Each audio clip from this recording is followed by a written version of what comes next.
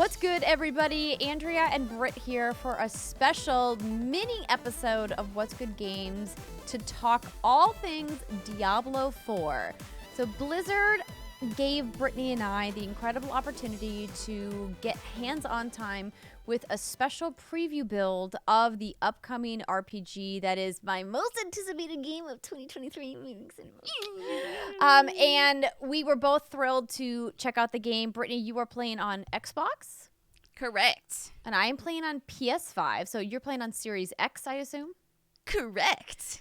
And they also had a PC build, which neither of us played because, you know, we're console-based. And what I really loved about, before we jump into our impressions, of course, is that what I loved about this preview opportunity is that they gave us the opportunity to play cross-platform multiplayer in the preview build, which is super rare. So, yeah. Shout out to the team at Blizzard who made that possible, and thank you for allowing us to have that multiplayer experience. So, Brittany, where do you want to start with our hands-on impressions of Diablo 4? Girl, there is this game is deep. So we had access, and I played local co-op with Jason for the entirety of my demo. So that was fun. But yeah, just to kind of like give you a little bit of idea, we had access to the entire first act in the region Fractured Peaks. And I would say I played for about 11 to 12 hours. I don't know how long. What level did you get to? I got to 25. Okay, so you maxed out. So that was the max. I didn't quite get that high because I got my access to the event a little bit later. And I think I'm currently like level 17. And I decided to go Sorceress, and you are... Oh, you know what I played as. Big old Barbarian. God, those thighs of my... Oh, my God. I wanted her just to pop my head like a watermelon. Girl, they were so chiseled. But yeah. So I got to level 25, and I played on World Tier 2. So, I mean, when you're playing co-op with someone, you especially want that challenge. I played on World Tier 1 because I was, like, not about to fuck around. And I will admit, it was laughingly easy. And I, obviously, everyone listening to the show who is a fan of What's Good Games love a baby-ass baby mode. And I needed that for this demo because I was like, I want to see as much as possible. This is not my time to put the combat through the paces because they still have balancing to do because the game is coming out sometime next year. We don't have a release date yet. And I was like, I prefer to see more. So I was like, I would love to breeze through, but boy, I really breezed through everything. It was great. I mean, that's the thing too. Even on World Tier 2, and granted, there were two of us, it was very easy. Very easy. Some of the final encounters and some of the dungeon bosses were a little bit more difficult, but it was never like, oh my God, we're dying. It's awful. Jason also played Sorcerer, and he kind of messed around with all of the skills, and that was kind of fun to see. But as a barbarian, you know, I just like to smack shit in the face. But you know, I think the thing that stood out to me the most is the team always talked about this theme, or I think it's the tone, return to darkness, right? They want to go back to the sad shit. Everything's bad. And you really feel that while you're playing this game. Sanctuary is not a great place to be right now. People are broken. Humanity has been more or less decimated, and people are getting very desperate. And I love that no matter, I feel like, where I went, even if it was supposedly a bright day on the snowy mountain peaks, it still felt bleak. And to be clear, this doesn't mean that this game is depressing. Like, it's not a depressing game to play. I didn't walk away from it feeling crappy about life. I was just like, yes, this is the tone I wanted. And the theme of this game, I believe they said, is hatred. So it's not all sunshine and rainbows, but again, like, this is Diablo. This is what I think it was supposed to be. And I really liked how no matter what town you went to, even the side quests that you encountered really kind of leaned into this. You know, people are stealing from one another. People's husbands are needing an exorcism because they got possessed. I don't think I came across one side mission, Andrea, that ended in a happy ending. The two that stand out the most both involved someone's loved one cheating on them and then and then needing an exorcism. Yeah, it was... I mean, I'm so glad that you brought that up right away in this preview because watching the opening cinematic, and of course this preview is spoiler-free. We're not going to talk about anything narrative-based at all. Mm-hmm. But I want to say, wow, I was gobsmacked by how violent and dark it got so quickly. in the beginning of this game, and all I kept thinking was, yeah, those developers weren't lying when they said that this game is dark and it's evil, and it's literally called Diablo. Right. This ain't called Happy Unicorn Land. Right? We talk about demons in the game all the time, and you meet all these demons, and we're like, yeah, we're going to make it dark and evil, and we don't want you to watch this or play this with your kids watching. Like, this is not a game for families. This is a game for adults who are ready for, like, a dark, scary time. I wouldn't even call it, like, spooky. Like, this is legitimately violent in a way that I don't recall Diablo being. Admittedly, I don't remember like original OG Diablo, but even the way that graphics were and storytelling in video games was when original Diablo came out can't one-to-one compare with the way that storytelling is in video games now, and it feels so much more immersive in like a really sinister way. Oh God, but I'm so here for it. I love it. This is what I want from Diablo, right? And I think it's great that they're really leaning into this. And I would say that's the number one thing that stood out the most was just, damn. Like one of the attacks that one of the bosses have is just waves of blood, just waves upon waves of just like, they look like bacon. It looked like bacon rolls. They just like brrr, like rolling throughout. I'm like, oh, that ain't bacon. That's blood, bitch. Shit. She's not messing around. Oh, I know, right? But I think the other thing that really stands out to me too, and I think this is what most people are very anxious to hear about, is this open world, right? What does Diablo look like when you have this vast sprawling landscape in front of you? And again, we were limited to the fractured peaks, but what I loved about it is just this freedom we had to do whatever we wanted. And this is the reason why I think we hit level 25, the both of us, is because we just had so much fun going off and exploring. So you have cellars, which are these 60 to 90 second little romps that you'll just go in. They're one room. You'll clear some things out and you'll leave, and there you go. You've done it. You've completed it. Then there are your side dungeons, right, which are your more sprawling dungeons that you've kind of come to know and love that are iconic to the Diablo franchise. And those are super fun too. Definitely a little bit more challenging. And speaking of dungeons, there's been a concern in the past that every dungeon feels more or less the same. They're procedurally generated, yes, and they are as well in Diablo 4. And with that can come some sameness.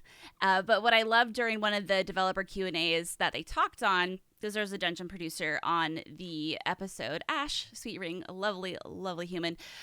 She was talking about how they've ensured that every dungeon more or less feels like it has a personality, and there were some other folks on the team as well talking about this. So even though the levels are procedurally generated, every dungeon feels like it's its own person, if you will, own personality. And so that comes with the enemies you'll find in there and just sort of the theme.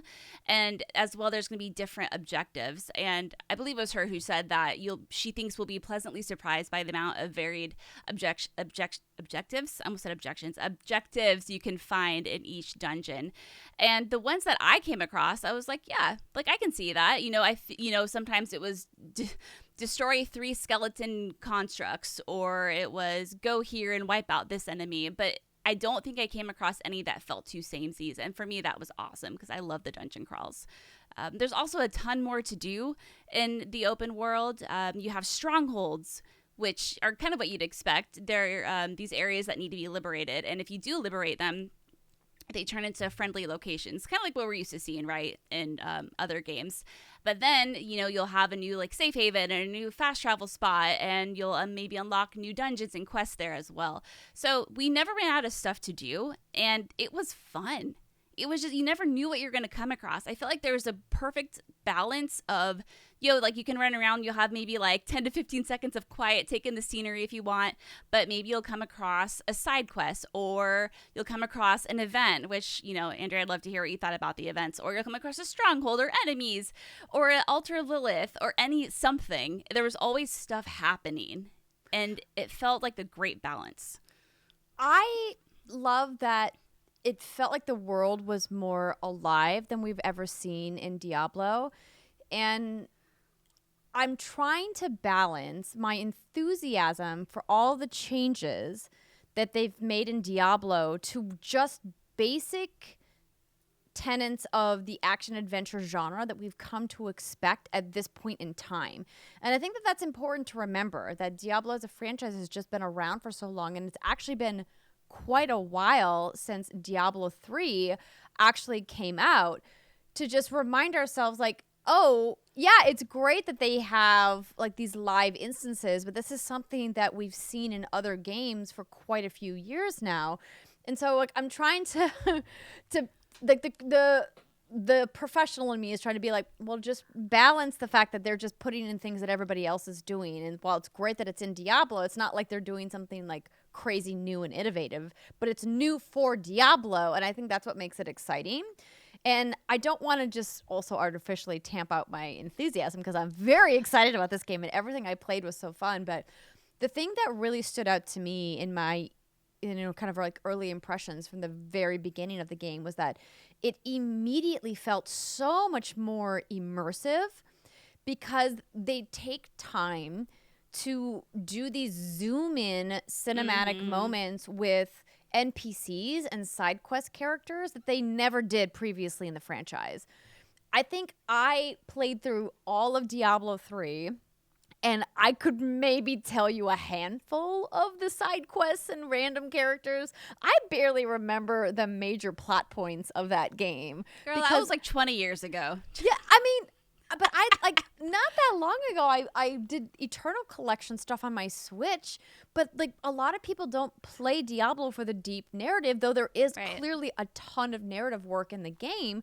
I think a lot of people are just like loot, smash, grab, right? Yeah. Like, that's what, and it's so satisfying, that loop.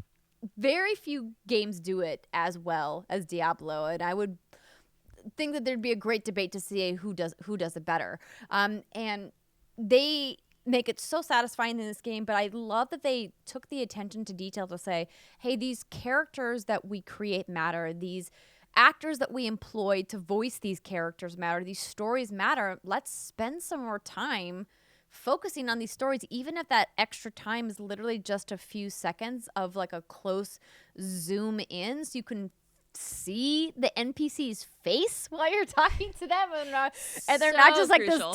this top down little speck of a character. They're like, I think they're wearing a hat.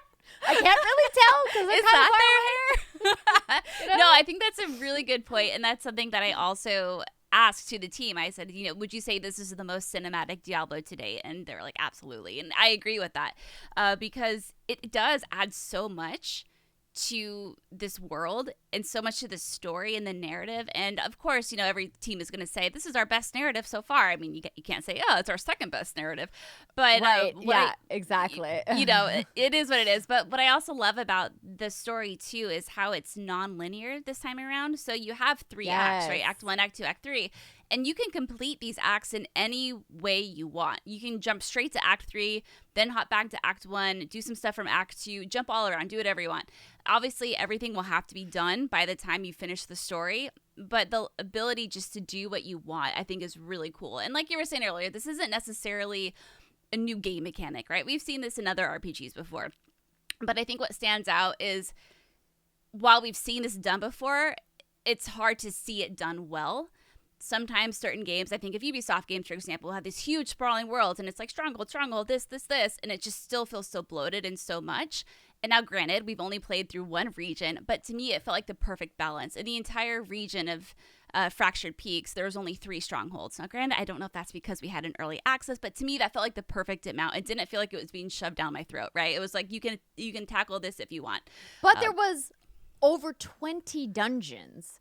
There were. And that doesn't include the cellars. And I think that's what's really great about what we've gotten to experience so far with the game, is that it's showing us that you can explore and dive deep as much as you want into this world of Sanctuary that's been created, or you can just hit the highlights and keep going and see, how far you can take your particular character.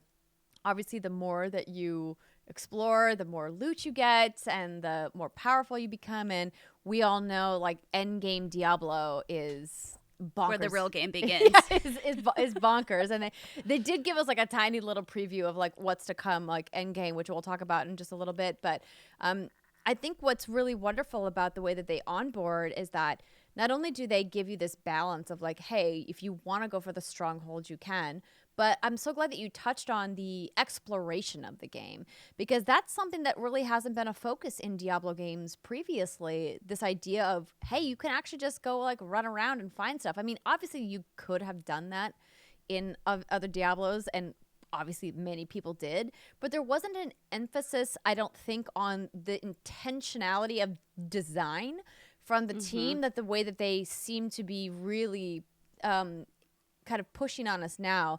Not only did they make a point in our press preview to talk about just how much extra work that they made in the exploration design of the game, but I felt it right away of like, oh, I actually feel compelled to go, not just to like clear the fog of war on the map because like I'm that person. I'm sure Me too. I'm sure there's a lot of people out there also who are like, yeah. ugh, I have to run to every little tiny corner because I can't deal with like Yes. the cloud on the map at all.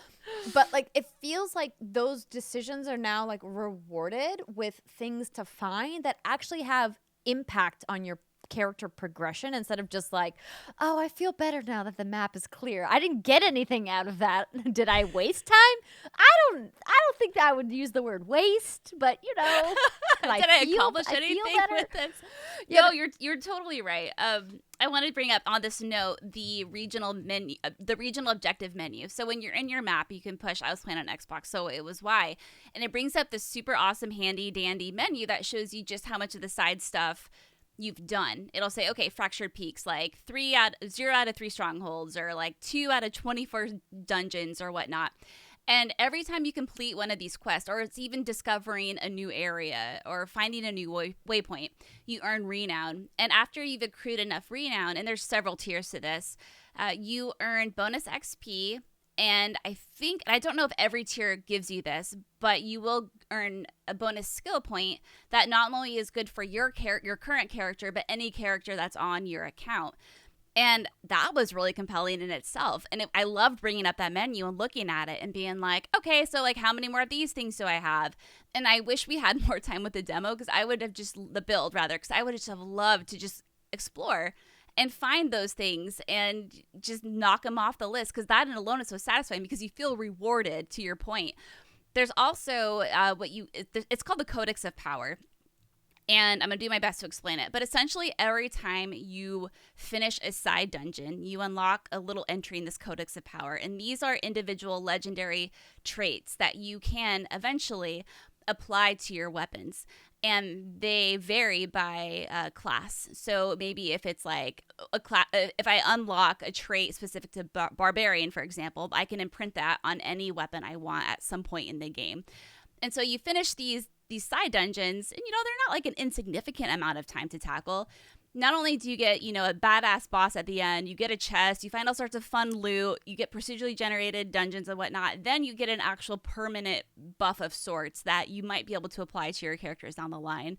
And so again, like to your point, I felt compelled to do these things, not because they're just fun, which I did these all the time in Diablo 3, but now I get an actual reward for them.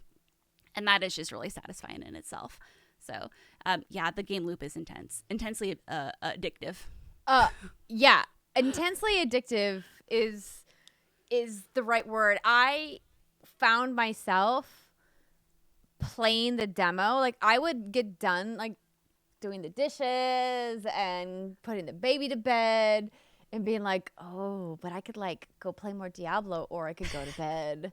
And I was like, last night I was up until 2:30 trying to unlock this, certain level because I thought it would trigger this quest, because obviously we've seen that mounts are coming in the game, and I wasn't able to unlock the mount. Were mounts even available in this build? I don't think they were. No. Dang. Well, at least I don't feel bad about the fact that I didn't unlock it, but I stayed up late to be like, once I get to the right level, it'll trigger the quest where I can get my mount. And then I like got there and I was like, where is the quest? And then and then it dawned on me. I was like, dummy, it's probably not even available for you to try. And I was like, did they tell us that at the beginning and I just forgot? But I'm really excited to check out mounts, which is obviously a big new thing for Diablo. But I mean, this game not only looks great and plays great, it just has that iconic gameplay loop that so few games really do effectively the way that Diablo does. And I think that this game is recognizing that there's been an evolution in the action adventure RPG genre, that there's been a mashup, right? We're seeing crossover genres and all kinds of innovation and lots of people exploring open worlds. And Diablo saying, hey, we are a giant in the RPG community, and if we're gonna, get back in the game and come back with a brand new title, we've got to at least meet, but hopefully beat what everybody else is doing. And so far, from what I've seen, this is a really compelling argument for one of the best RPGs that, Blizzard has ever made. Oh, God, yeah. I mean, and let's be real. The build we had was rough. Obviously, the gameplay shined as we were like clearly gushing over it. But even in the state it was in, with placeholder text and AI voiceover and, some weird bugs from time to time, this was still some of the most fun I've had with a co-op game in years. And that is just wild. Just absolutely wild to think I'm playing such an early build of a game that was getting a little problematic in some areas from a technical perspective because it's still a work in progress, but still outshined some of these other games that we've played. So Jason and I had a great time playing together, and the co-op, local co-op, worked. It worked very well. It obviously understands that a lot of people probably want to play this game with someone else. And if you don't have access to two TVs or consoles or whatever, you can play them together. What was nice about it is, if I pulled up my menu, the screen would recenter over on the other side of the screen that wasn't in the way of my menu, so Jason can still run around a little bit. Obviously he got restricted with movement, but he could pull up his menu. The both of us could shop from the same merchant at the same time, which sounds like a no-brainer, but you'd be surprised at how many games limit this. The other thing that's great is the way the loot works. So the loot populates and it's automatically assigned to player 1 or player 2. And anyone can pick up the loot and it'll go into the proper backpack. So that was really nice as well. So I really have always planned on playing this game online co-op, but I might have to check it out locally. But the other thing that I loved playing with Jason was watching him do, because he loves min-max. He's like you. He likes Sorcerer. He likes all that kind of stuff. Watching him min-max his skill points and checking out the really cool skills and their animations, especially the master skills towards the end of the skill tree. Those were freaking awesome. And dude, the skill tree in this game, and we haven't even seen it all, right? We only got to see a slice of it. It's bonkers. Like I mean, we've seen some wild skill trees in RPGs before, but I've never seen a skill tree this wild before. It was intimidating at first, but then once you kind of make friends with it, you kind of look at it for a bit, brush shoulders with it. You almost have to study it and take notes and decide. You do. And at first I was too overwhelmed. I just picked the first skill and I went on with my bad self. But then Jason was studying and I was watching. And I'm like, okay, I get it. So essentially I would say the best way to break it down is you start, right? And you have 4 or 5 different skills you can choose from. Those skills each have one upgrade. And then after that upgrade, there are 2 additional upgrades, but you can only have one active at a time.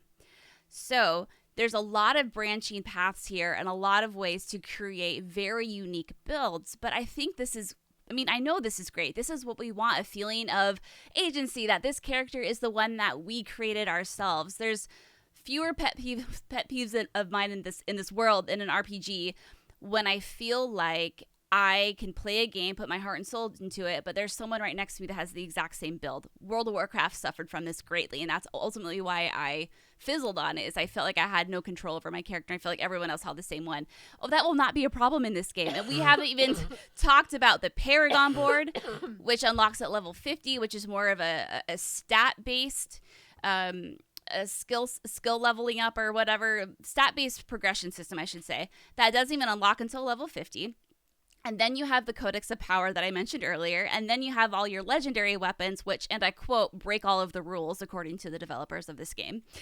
So there's just so much here. And that's what you want. You want to feel powerful. And I do want people who are listening to know that you can refund your points that you've spent.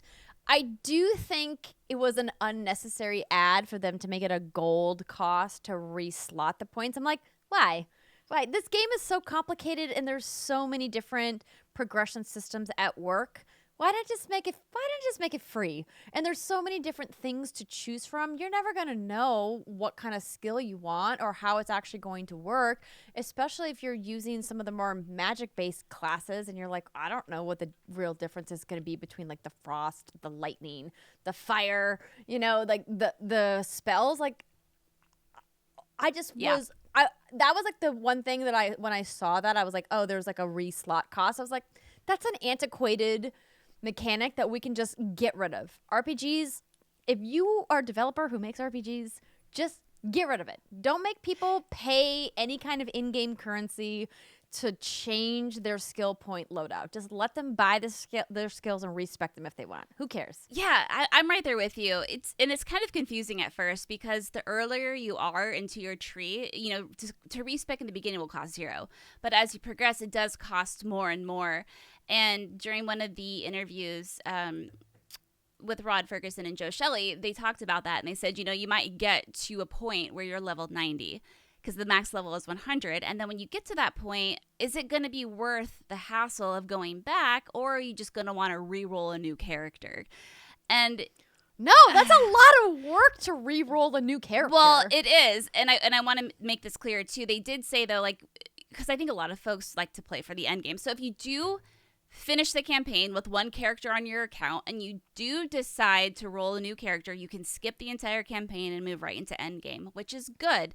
But that said, you almost get soft locked into these builds because then it becomes, okay, not only do you have the gold issue you have to worry about, you can't unspec certain nodes or certain skill points from certain areas of the skill tree because it won't let you. You have to have a certain amount of skill points in every node, and if you don't have that, you literally can't respec. So you have to wait until you get a new point so you can make up for that point you want to take away, and it becomes a weird problem that I don't think needed to exist. But I think it overly complicates it, and I understand that there's a section of gamers out there who live for that mathematical challenge and who love deep RPGs like Diablo specifically for that min-max that high of like, oh, I need to make sure that I'm actually like making the right choice, and like you're moving the little levers around to like make your character the way it is. But they've presented such a deep selection of options within each character's abilities that I don't want to say you're like wasting time by having to like practice them. I feel like not everybody has the luxury to be able to spend the amount of time needed to really like figure out what their maximum build is. And I appreciate that it means that everybody's gameplay experience is going to be unique, and everybody's character can be different. We could like roll in a team of all barbarians and all of our builds could be wildly different from each other. And I love that they built that into the gameplay design. But at the same time, it's like, don't punish people then for when they want to try and experiment with different kinds of builds. And I know that, people might be like, oh, you're just like nitpicking about it. And I was like, yeah, but like the game is real good. I got to find something to nitpick about, right? But it's really fun. I do want to talk specifically about these characters. So speaking of barbarians, they did give us a little bit of footage of some of the customization. Now, the customization is very cool, and like the cosmetic customization looks awesome, and I'm really glad that they gave a lot of options. But when it comes to the barbarian and how it feels, how it plays, I would love to hear some details from you about like some of the specific things that you tried or things that you're like, oh my God, I love this, or I didn't like this. How was your time with the barbarian? Well, I want you to know, Andrea, I created a sexy as I could get her, blonde barbarian. I mean, problem is you can't customize the color of the eyebrows, so it looked like she had no eyebrows. So she had like light blonde hair and like no eyebrow. But whatever, it's irrelevant. Have you seen their legs? Have you seen their arms? They're just like, yes. So what I just absolutely love about the barbarian is it's like my class fantasy, and that's something that the team talked a lot about. Is just like being true to this class fantasy. Oh my god, these barbarians are just meaty and I love them.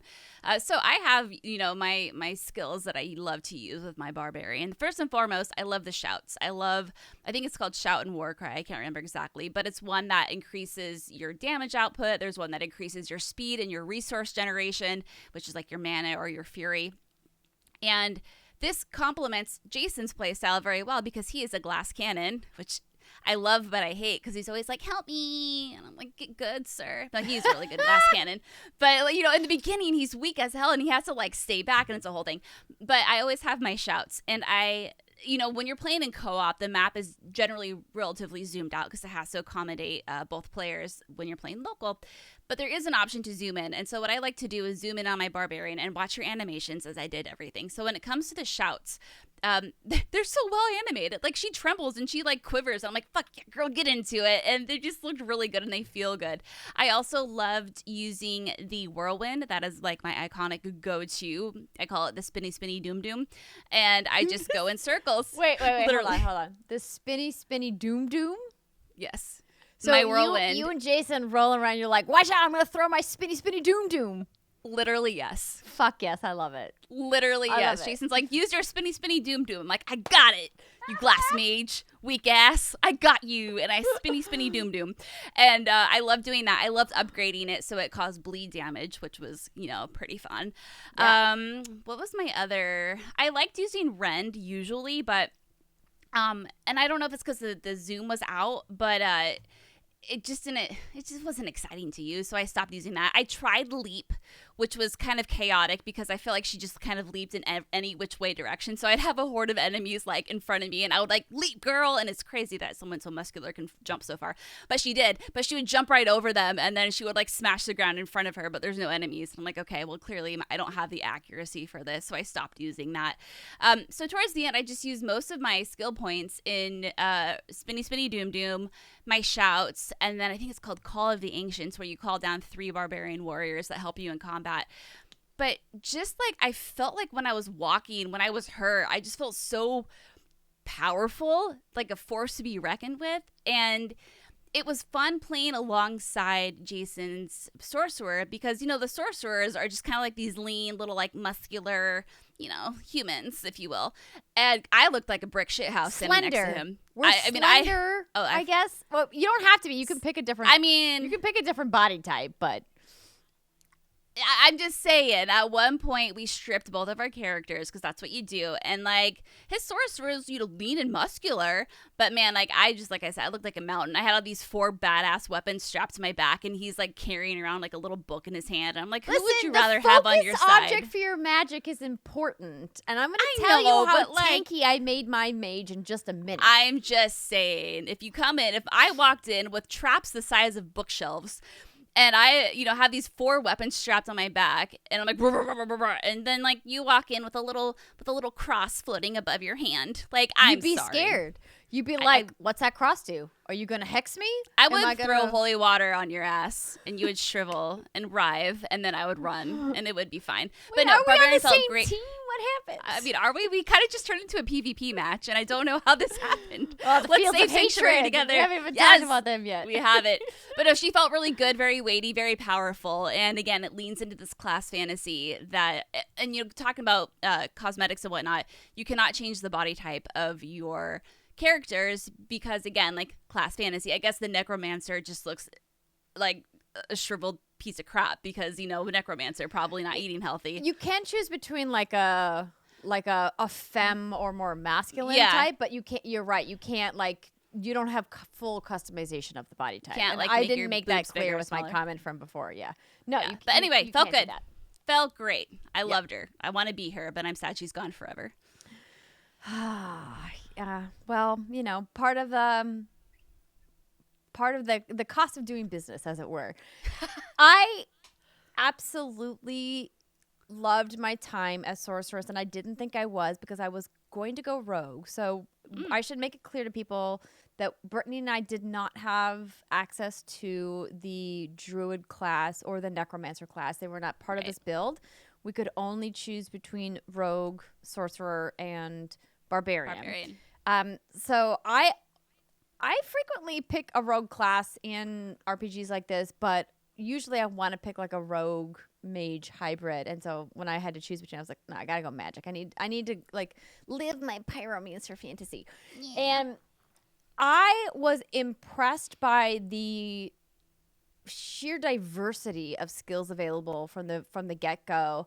And I loved that I could build my mage into someone who felt really powerful in close quarter combat, because typically mages aren't. Like, you don't get into the thick of it. You stand back and you Right. cast, and you're usually doing AoE damage or your support, and you're not Vanguard, right? Like, that's your job as the barbarian.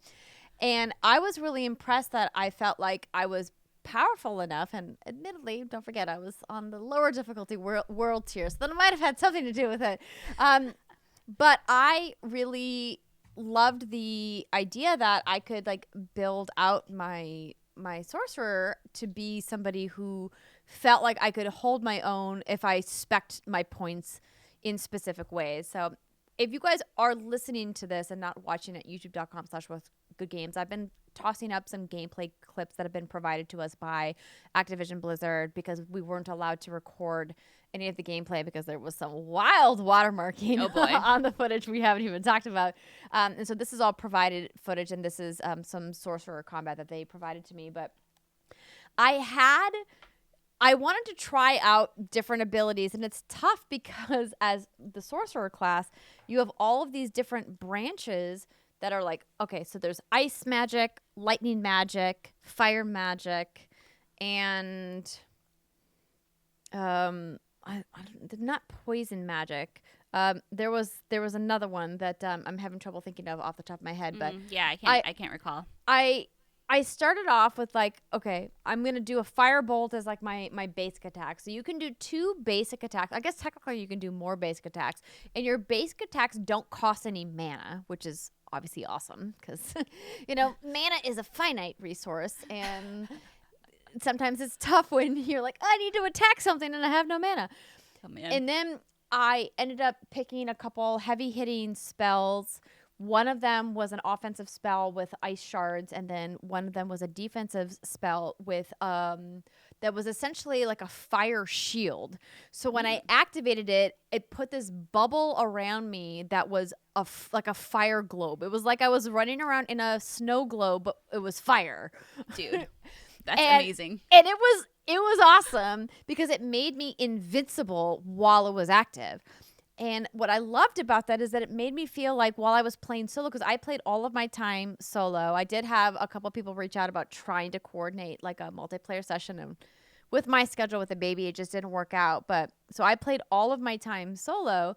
And what that means is that if you're going to pick the magic class and you don't have a tank to come in and save you, you got to like figure it out, like how you're going to survive. And that defensive spell really saved me in a lot of ways, because the way that I spec'd my character, my sorcerer, was that I decided I was going to use 2 basic attacks once I unlocked, all of the different buttons, because I forgot that in Diablo you don't get all of your slots available from the get-go. You have to unlock them. But I decided to do 2 basic attacks. One was this lightning lash. So that was a close quarter, almost like I had like a whip that was lightning. And so I would whip it around. So if I had enemies like mobs, like ghouls or whatever or like those vampire bats, I could do something close quarters. And then I had my firebolt, which was a ranged basic attack that didn't cost any mana. And then I had a variety of different types of spells that I could throw that were ranged. And I loved how I felt that even in early game up through like level 15, that I could really create a really unique build and try out a bunch of different kinds of spells. And there were a lot of unique ways to upgrade them. And I can't think of another RPG that has given me so many options so early game to make it feel like I have so many different ways to have these combat encounters. And it was like an embarrassment of riches of abilities. Like I don't know how else to describe it. I was just like, there's just so many spells. I could buy this spell, and I could refund this and then try this one instead. And it was just so much fun to play. Like, I think that's the thing I kept coming back to. Like, combat was fun because I was like testing out all these different spell combinations. Mm-hmm. And I feel like so many RPGs lock you into your choices for such a long amount of time until you decide if you really like it or not. And here it's like you can try a spell, like if you're like, oh, these ice shards weren't really working for me, and then you can like re-roll it like anytime you want. Boom. You can just like be like, you know what? Didn't like this, refund it, and then buy it again as long as you have the gold. And, you know, maybe that's why they decided to put a cost to it, to make it so that you put a little bit of skin in the game, right? So that you're not just always re-rolling all the time. But You know, at the same that's a time, good point. but I'm Yeah. like, but I don't know if that's... There's probably some sort, because like I would say the amount of gold, especially, you know, when you're getting started out, isn't it is minimal, to be clear. It's like, minimal. But there is a cost, but it's not a lot. Very minimal. But I bet there's some sort of psychological effect to that, right? Like if I put gold into this, I'm going to give it a shot. And I'm going to try to make it work. And I'm going to mess with this. I'm going to mess with this upgrade. And that was one of the funnest parts, is watching Jason try every new skill every time he would unlock a new node. And some of those like later board ones, I don't know if you got that far, were just really cool. Like there's a huge fire snake that he could summon that would do stuff, and I had a 3-headed hydra that was fire that I picked it specifically because I was like, I love like a turret feature whenever I'm in any kind of a game. If there's like a turret option, and I was like, this feels like a turret option. I was like, a 3-headed fire hydra. That sounds cool. Let's do that. It was just as cool. Also, the fact that you can zoom in, did not know you could zoom in. Did you see the emotes? Yes, I did. Okay, so it's on that same little radial menu as the emotes. It's like, it's kind of complicated. See, it's when weird. you play by yourself, there's really no reason to go into the emote menu. I know, couldn't say.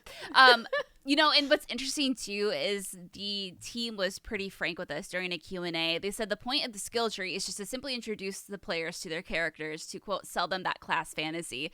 And then they kind of went on to talk about, again, the Paragon board, the legendaries, the Codex of Power. So even though we're just like, oh my God, the skill tree, it's so in depth, and it is, this is just the surface. There are like multiple more layers of customization you're going to be able to get to, especially when you do get into that late game shenanigans, end game shenanigans, which, you know, we didn't obviously get to experience for ourselves. But you should be able to finish the campaign. They talked about this in about 35 to 50 hours. 35, I think, is what the current average is. But if you're someone who likes to gawk at everything, you can expect more of like 50 hours or so. But again, that's just the campaign. That seems lean. I'm like, 50 hours seems light. That might be the golden path route, right? If you just go to campaign. There's so much side stuff. Oh, yeah. And I spent 11 hours just in Fractured Peaks, and I didn't even tackle half of the stuff available. So, yeah. I want this game out now, girl. I want it. I don't even care. It's in the state it's in. I want it now. Yeah, the whole thing. I want them to just not turn off the demo. I'm like, I know the watermarking is really egregious. And Brittany and I talked about this. We have both been working in video games media for a long time. And I never in my career have been given access to a media build of a game or a demo that was so aggressively watermarked the way this was. Obviously, we know, and we've covered on this show, that Diablo has had some leak problems, and they clearly know that, but it's aggressive watermarking on the footage. There was this moment where we Jason and I booted up, and like, my God, we were so excited to play this, and it was something we've been looking forward to for a very long time. And the opening cinematic starts, and I mean, literally every inch is like a watermark of sorts. And I'm like, oh, that's weird. And, you know, I'm trying to sell it to myself. I'm like, yeah, they're probably just doing this because they don't want anyone to leak this cutscene. And then I'm like, wait, the scene I think has been shown already. Oh, no. And then it's like, boom, character customization. It's like watermarks everywhere. And I was like, oh, no. And I told Andrea that night, I mean, like, whatever. I'm so grateful for the opportunity. And by the end, I almost didn't even notice them. It was just, maybe I adjusted. I don't know. But I got a really bad headache that night. Maybe it was the whiskey. I don't know. It could have been the whiskey. It could have been the watermarks. But it was really distracting. Let's blame it on the watermarks. You know, I like that because then I don't have to admit that I'm getting old. But even with the watermarks, even with this, the rough patch, like it was the rough state that some of the stuff was in. Like, fuck, that was so fun. I don't want it to turn off. It's incredibly compelling, and it's tough because I don't want to say I've been burned, but there's been a couple games that I've previewed over the last year that didn't end up really living up to the preview that I saw. However, knowing Blizzard and Diablo's history and knowing what we've seen from them put out in the past and knowing just how much we saw in this demo, how much of the game is built and complete and how many of the systems seem to be working, I am very confident that this is going to be a Game of the Year contender for 2023. Oh, yeah. Oh, God. I mean, God, next year is going to be wild. But absolutely. I'm right there with you.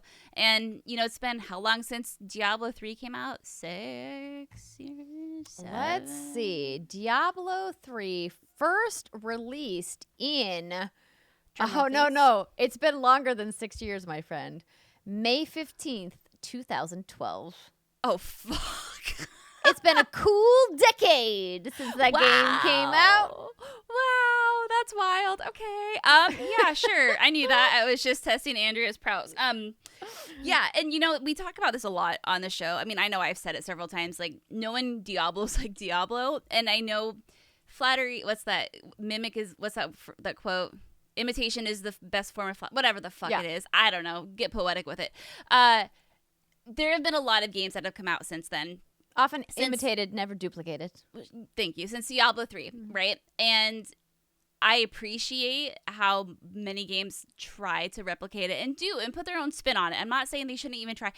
But my God, like when I say like no one does Diablo like Diablo, it has been so evident from playing this build. And I love that they've taken a game. The last one came out 10 years ago, and a lot has changed in the gaming landscape since then, right? But they've taken, I think, lessons learned, and they've been watching, and and this is going to be a game as a service, and I love that for Diablo. I'm excited about that. I'm excited about having this world I can keep returning to, and I also just feel very confident. And again, this can be a scary thing to do, is like feel confident about something, feel super excited about something, but just in what this game could be, and I'm very excited just to dive into it without the watermarks. Yes. It's gonna be incredible. If ever a game wanted or compelled me to buy a Steam Deck, fuck, this would be the game, because I played a lot of Diablo 3 on my Switch and really loved it, but seeing just how beautiful this game is on my giant TV on the PlayStation 5, I'm like, I'm sorry, Switch, you're not going to do this game justice. I need to see the detail. And especially since the cutscenes look so incredible and there's so many more of them. I can't wait to actually learn more about this world, because I felt like I just breezed through so much of it in the last 2 Diablo games that I played. Just like, because I didn't really care much, because I felt like I wasn't like immersed. I can't wait. I hope we get a like official release date, but I also know that putting an official release date can put undue pressure on the team. All I want is them to take their time if they need it, but maybe not too much more time, because as we just mentioned, it's been a decade. Yeah, came out. Just keep that game turned on. Don't flip the switch. Let us keep playing it. That would be great. Yeah, Thanks. I mean, you could put out this demo without the watermarks and sell it, and people would be happy. Even with the placeholder VO, and there was a decent amount of placeholder. It's the best. The first time it happened, I was like, "What's happening?" I realized. Hello, I need to go to the other side of the mountain. And it's like, oh yes, that's just the computer reading the line. Some of the dramatic scenes that are supposed to be like gut wrenching, I just can't. Mother. No. Don't die, Mother. I will save you. It's fine. So good. Well, thank you again to the team at Blizzard for having Brittany and I part of this preview. The game was incredible. We can't wait to see more and play more. And if you are looking for an RPG to put on your most wanted list for 2023, And Diablo for some reason is not already there. Maybe you should put it there. Mm-hmm. Wink. Put it Ding, there. Ding. All right, that's going to do it for our special preview. We hope that you guys enjoyed. If you have any additional questions about specific things, we will do our best to answer them if we can. Leave us a comment below. Tweet to us at what'sgood_games, or you can always email us at contact@what'sgoodgames.com. And we'll see you next time. Bye, everybody.